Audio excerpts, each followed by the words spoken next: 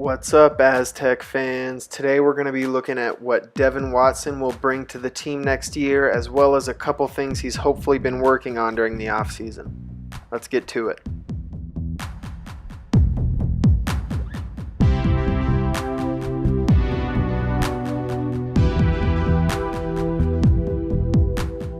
First, we'll start with Devin's shooting.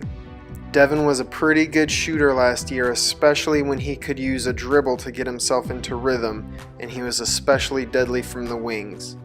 I'm going to play a couple clips that just show Devin shooting in a number of different situations.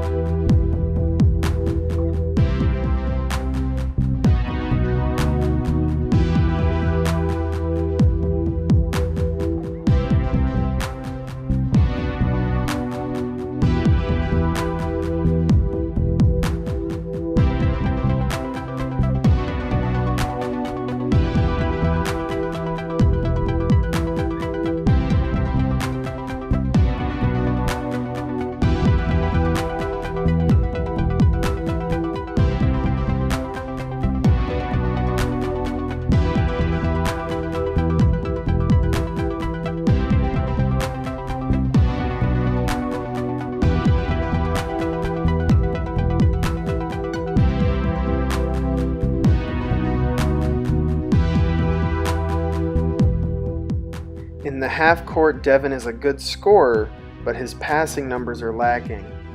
It's hard to tell for certain, but I believe the problem is Devin will occasionally get really confident with his shot and end up missing reads, because on film he's more than capable of making all the reads he needs to make. These first two clips are going to be the same play back to back, and that's how they happened in the game as well.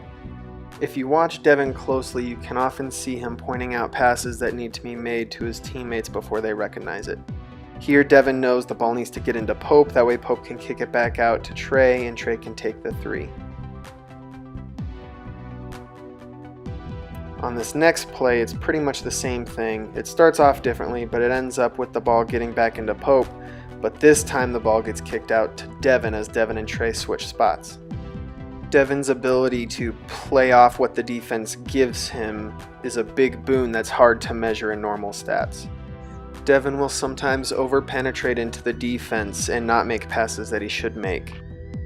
Here, the defense fully commits to him. You have Mitchell wide open in the left corner, Hemsley wide open on the right side, and it would be a tough pass, but he could even hit Malik Pope cutting under the basket, which would be easy money.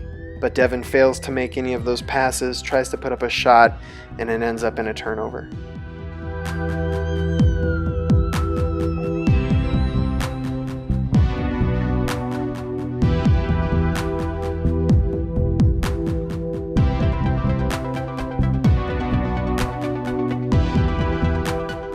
These next couple of clips are going to demonstrate why I feel Devin Watson is capable of making all the reads he needs to in the pick and roll. In this first example, Devin reads the switch and hits Pope after he slips the screen. In this clip, the defender goes over the screen rather than switching. You can see him try to stay in between Devin Watson and Malik Pope right there. Devin Watson goes for the rescreen, and Pope's man steps up too far to contain, so Devin Watson throws it over the top. This clip is very similar to the very last one. Watson gets the screen, the defender goes over, Watson goes for the rescreen. This time the defender goes under the rescreen, so Watson pulls up and hits the shot. This clip shows one of my favorite reads. You can see when Pope sets the rescreen, his man steps way up too far, so Watson calls for the slip because the center of the floor is wide open, and Pope can hit that shot any day. This clip shows where Watson can struggle when both the ball handler and the roller are covered by the defense. You can see that the defense swarms all over both Watson and Pope, making sure neither of them can get off a good shot, but there are shooters all around the three-point line. Watson needs to improve on being able to kick the ball out to one of those shooters in order to get a good shot, rather than getting stripped trying to go for the layup. Last season, San Diego State had a number of plays that would start off with a handoff, such as the stagger down play I did a video on. And this is very smart because Devin Watson will occasionally fake the handoff and get an easy layup out of it. Unlike Watson's problems passing in the half court, Watson shows pretty good vision while in transition and is able to make the right call whether to shoot or pass. In this clip, Watson throws a really pretty hit-ahead pass to where only his guy could get it. These are the types of passes Lonzo Ball became famous for at UCLA, and I'd love to see more of them. Watson also shows patience in transition, as in this clip when he holds the defense's attention until the last moment until he gets the ball to Montana.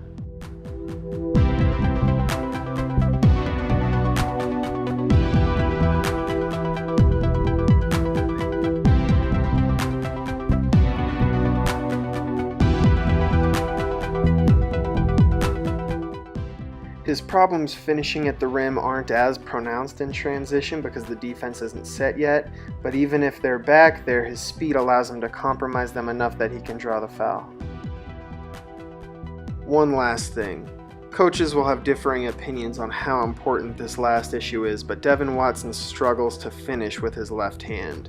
I believe working on that skill, among other things, will help him become a better finisher at the rim. I didn't talk much about Devin's defense because it's not that good, but his offense makes up for it as all his impact stats are in the positive. That does it for this one, Aztec fans. I hope you enjoyed it, and I'll catch you next time.